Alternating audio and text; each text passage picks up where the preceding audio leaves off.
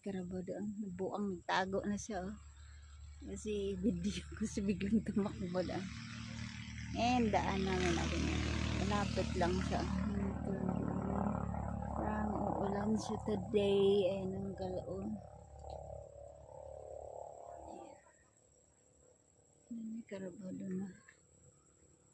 So kung hindi na madali gusto tumakbo siya doon ba? May nyug sa tabi namin. Ay, bunga pa siya. Ayan.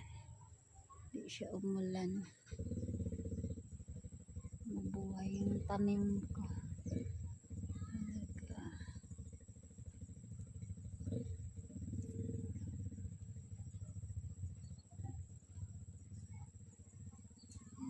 Kaya